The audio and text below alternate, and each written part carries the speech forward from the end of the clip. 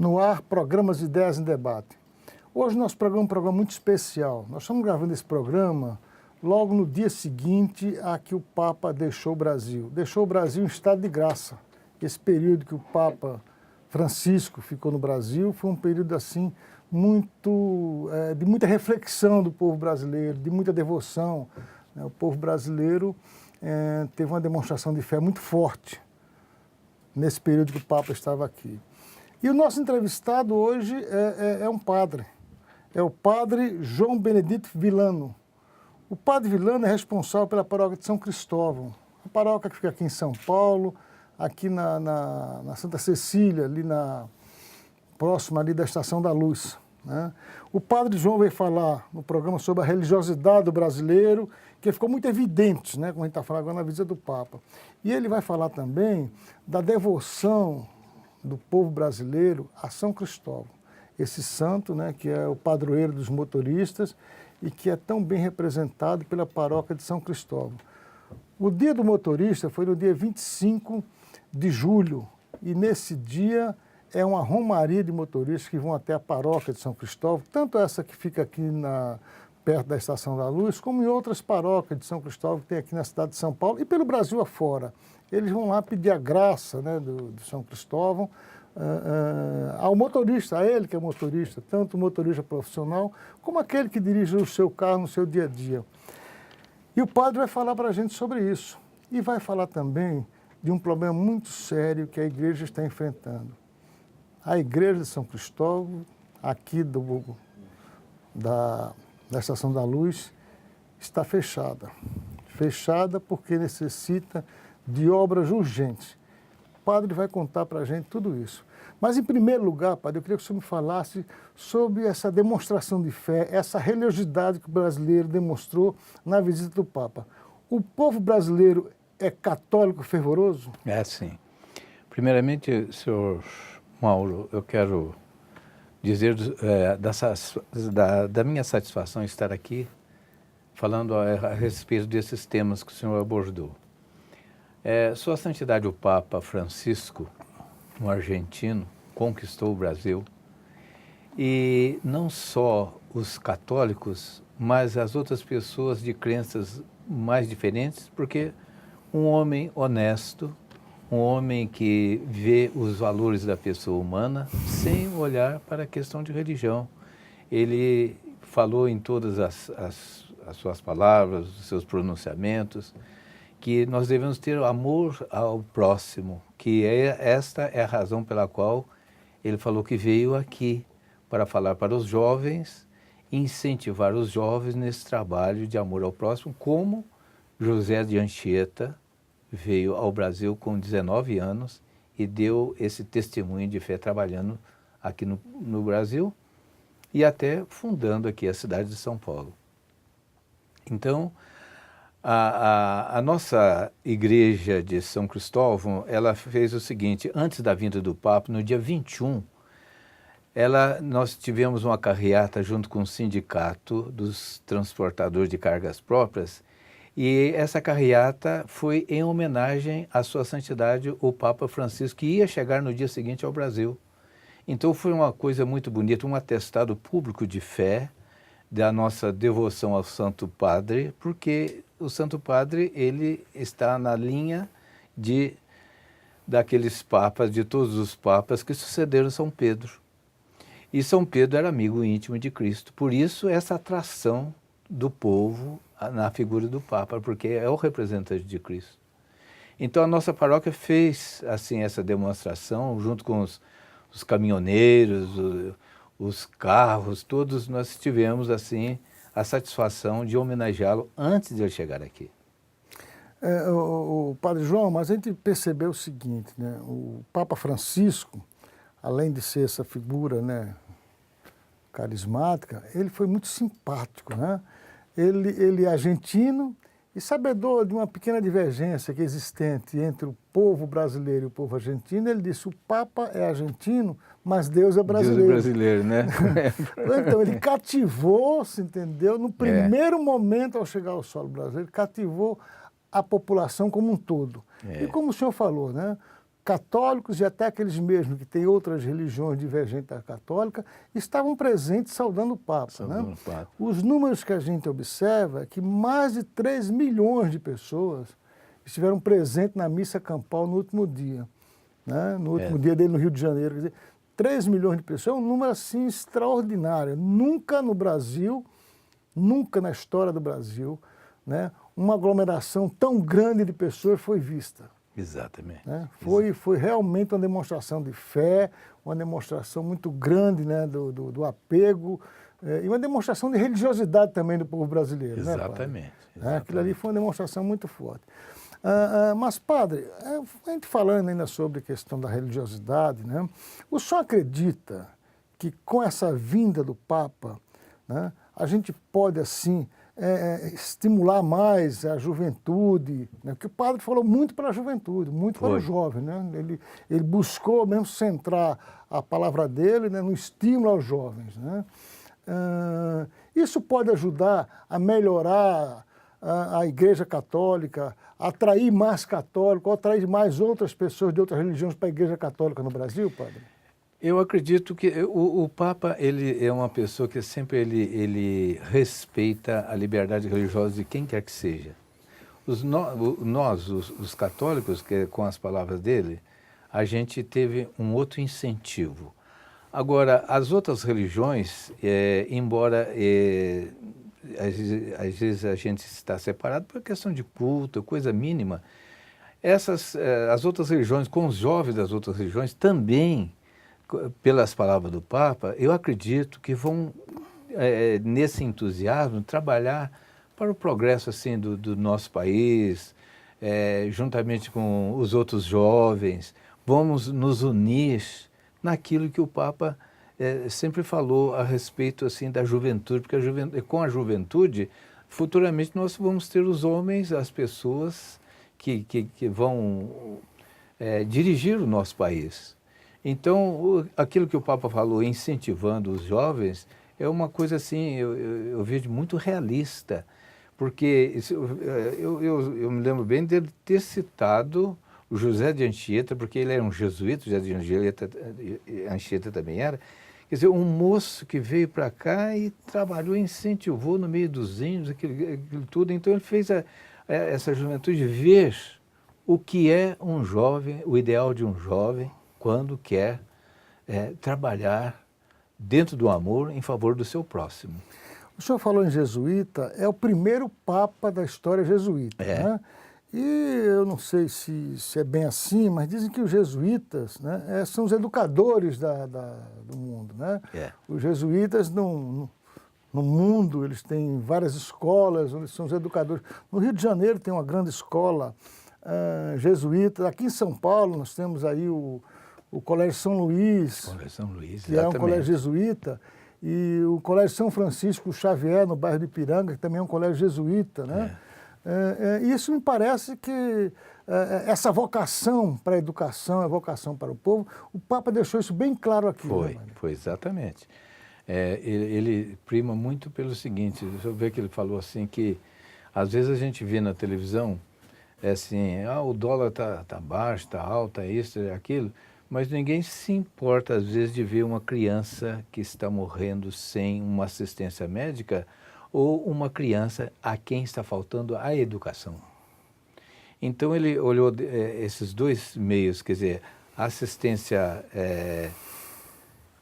educacional, né? Meios para as pessoas estudarem e serem assistidas também em tudo, na saúde, esporte, todas essas coisas. A educação, né, padre, faz a diferença, né? Em todos os países do mundo onde houve estímulo à educação, o senhor percebe que existe uma sociedade diferente, uma sociedade voltada para o progresso, mais humana, mais participativa, né? E nós estamos precisando realmente no Brasil de estimular mais a educação, né? Pedir para que os governos se voltem mais um pouco. O senhor falou muito bem. Se fala muito na alta do dólar, pensa-se muito, se entendeu? Na produção, no trabalho, no ganhar dinheiro, se entendeu? Né? O mundo está preocupado com o índice de inflação aqui, mas é preciso que se preocupe também com o jovem, com a criança, com o adolescente e principalmente com a educação, né, padre? Exatamente. No Brasil, nós temos sérios problemas na área da educação, sim. O Brasil não está imune, não, a essas questões, né? Nós temos aí milhares e milhares de crianças fora das escolas. Exato. Isso, padre, no seu entendimento, pode ser responsável por essa juventude aí nas ruas, entendeu? Crianças, né, nos faróis, crianças fora da escola. O senhor acha que isso tudo talvez tenha a ver com falta de escola, padre? Acho. Acho sim, porque na escola se ensina a respeitar a pessoa alheia, a propriedade alheia. Quando a gente vê, por exemplo, essas reivindicações que foram feitas pelos jovens nas ruas, foi uma coisa muito certa, muito justa, até aplaudida pelo Papa. Mas todo mundo condenou, foi esse quebra-quebra, essas coisas assim. Então, a gente aprende na escola que aquilo que é dos outros, a gente tem que respeitar. Então, eu não posso tocar naquilo que, ou pegar, ou quebrar, aquilo que não me pertence. Então, a escola ensina isso, a educação ensina. A gente, principalmente as crianças, que são pessoas que a gente vai colocando na inteligência deles, desde cedo, esse amor ao próximo, respeitando a pessoa do próximo, e esse amor para com o semelhante, que não se deve fazer essas coisas que a gente vê por aí. Então a gente vê umas coisas que a gente às vezes, essas crianças nos faróis, né? Às vezes até partindo para a violência, tudo, que faltou escolas, educação para essas crianças. E o Brasil, desde o seu primeiro momento, São Paulo principalmente, né, padre? Que é um país meio abençoado, realmente, né? Nós tivemos aqui, São Paulo, por exemplo, né, o Anchieta, né? Que veio para catequizar, veio para ensinar, né? Veio para ser um educador, podemos dizer assim, né? Exatamente. Então, São Paulo tem esse DNA da educação, né? São Paulo teve José de Anchieta, começou como educador, né? A gente sabe que a participação da igreja no que diz respeito à educação, no que diz respeito à formação, é muito importante. É muito importante mesmo. Mas, padre, vamos fazer um rápido intervalo, né? E no próximo bloco eu quero que o senhor pontue e fale dos problemas que hoje a paróquia São Cristóvão aqui na Luz vem enfrentando e o que a gente pode fazer, né? Tanto os sindicatos comerciários, como o sindicato de cargas próprias, como você, telespectador, você católico que está nos assistindo, pode ajudar. Até o próximo intervalo.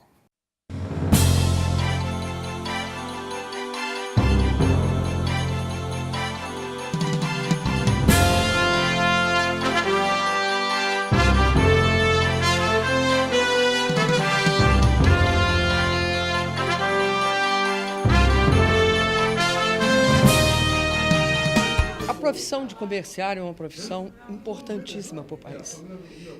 É com os comerciários que os nossos produtos, tudo que o Brasil produz de bens, chega à população. Por isso, eles têm um papel importante. E todos nós agradecemos a atenção, o carinho com que nos atende e nos recebe. Além do fato de ser uma das fontes de emprego mais generosas desse país. Muitas pessoas hoje vivem dessa atividade digna que é ser um comerciário. Então, estou muito feliz de estar aqui no sindicato, de estar aqui com vocês e eu tenho certeza de que a regulamentação da profissão vai permitir uma vida mais digna para todos os comerciários e as comerciárias, que são a grande maioria.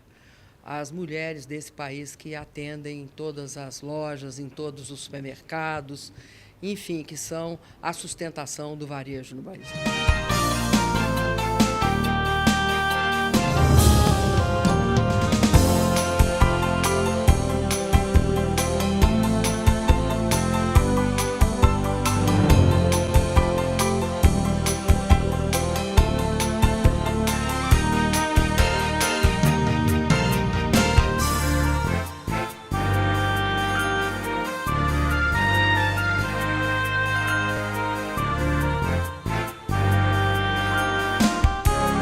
Estamos de volta com o programa Ideias em Debate. Hoje o nosso entrevistado é o padre João Benedito Villano.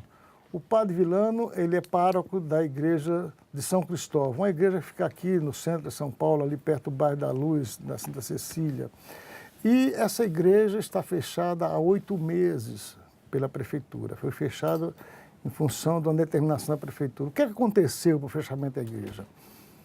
Naquela região ali da Rua das Noivas, vocês devem estar lembrados, ocorreu um grande incêndio, um incêndio na área comercial. E as chamas se alastraram lá pelo comércio, não chegou a atingir a igreja, mas próximo à igreja, a igreja ficou comprometida em função desse incêndio. Numa vistoria feita pela prefeitura, não só nos demais estabelecimentos comerciais, mas também na igreja, houve a constatação de que haveria risco aos fiéis que frequentam a igreja todos os dias, nas missas no final de semana, haveria risco aos fiéis. E por determinação da prefeitura, a igreja foi fechada. Foi fechada e precisa de uma reforma. Reforma que tem um custo. Custo que hoje a igreja e o pároco não têm condições de assumir, porque a igreja não tem caixa. A igreja vive da doação dos fiéis, para se manter aquelas pequenas doações no seu dia a dia. E é por isso, entre outras coisas, que o padre João está aqui. O padre João vai falar para a gente dos problemas que afetam a igreja e vai apelar a você que está nos assistindo, né, para que faça uma doação no sentido, né, uma doação na conta da igreja, na conta bancária. Né? O padre não precisa, por exemplo, de tijolo, areia e cimento. Não, porque isso ele já fez cotação junto a uma empresa especializada e a empresa vai fazer todo esse fornecimento desse material necessário. Mas o padre precisa de recurso. Recurso para recuperar a igreja. E recurso que você pode ajudar fazendo um depósito na conta bancária da igreja, para que ele consiga o mais rápido possível recuperar a igreja, abrir as suas portas, receber diariamente os fiéis e receber principalmente aqueles devotos de São Cristóvão. E por falar em São Cristóvão, padre, eu queria que o senhor me explicasse por que essa devoção dos motoristas a São Cristóvão. Então, a devoção a São Cristóvão vem do seguinte, porque São Cristóvão, o nome dele era réprobo, que é uma palavra que significa excomungado. Ele era até, segundo uma lenda, ele era filho de um rei, ele era um príncipe, mas ele tinha um corpo avantajado, uma força tremenda, e ele brigava, saía bem, esporte ele saía bem, mas um dia ele deixou tudo isso e se converteu ao cristianismo. Como penitência, foi dado para ele, como ele era muito forte, atravessar as pessoas de um rio, de um lugar, de uma margem para outra. E ele aceitou aquilo como penitência pela vida que ele tinha levado. E em certa ocasião, ele estava lá, ele fez uma pequena choupana à beira do rio, ele estava lá à noite, chegou uma criança e pediu para ele se ele podia atravessá-la do outro lado. Ele aceitou, pôs a criança sobre os ombros, pegou um cajado, um pedaço de pau para ele se firmar e entrou pelo rio afora. Só que quando ele estava no meio do rio, quase afundou. E ele foi com muito esforço, chegou do outro lado do rio, depositou a criança no rio e falou para a criança o seguinte: menino, você foi a carga mais pesada que eu transportei até hoje aqui. Parece que eu transportei o mundo, parece que eu conduzi o mundo. Aí a criança olhou para ele, sorriu e falou assim: você não transportou o mundo, você transportou o Criador do mundo. Eu sou Jesus Cristo. E de hoje em diante você vai se chamar Cristóvão. Antes era réprobo. Agora você vai chamar Cristóvão, que significa aquele que leva a Cristo. Então, como ele fazia esse transporte, então ele passou a ser o padroeiro dos motoristas, de todos os motoristas. E nós temos, então, na nossa igreja, todo dia 25 de julho, nós temos, assim, solenidade muito bonita, que esse ano, infelizmente, não houve por causa da interdição da igreja. A igreja está interditada ainda. Mas nós fizemos, assim, uma carreata no dia 21, em honra ao Papa Francisco, mas no dia... na quinta-feira, no dia dele, nós tivemos, assim, uma espécie de um pedágio amigo, né? que foi feita aí juntamente com os senhores aí do Sindicato dos Comerciários, junto com o Sindicato dos Motoristas de Cargas Próprias, angariando também um pequeno fundo que, graças a Deus, para ajudar nas nossas despesas, porque a prefeitura tem as suas exigências. Depois daquele que aconteceu com aquela boate Kiss, né? Eu acho que foi no Rio Grande do Sul, Santa Catarina, não estou lembrado. Então, as exigências são maiores. Então, a igreja precisa agora dos amigos, que eles puderem fazer doações para a gente, porque nós, para abrir a igreja, nós precisamos de uma importância de R$90 mil, que a igreja não tem, porque aquela igreja ela não foi feita para ser uma igreja paroquial, era a capela do seminário, então é uma igreja pequena. O pessoal que passa por ali, pessoal passa, reza e sai para trabalhar, e a volta é a mesma coisa, ninguém para assim, só aos domingos, quando nós temos as missas, sábado e domingo, é que a igreja então enche de pessoas.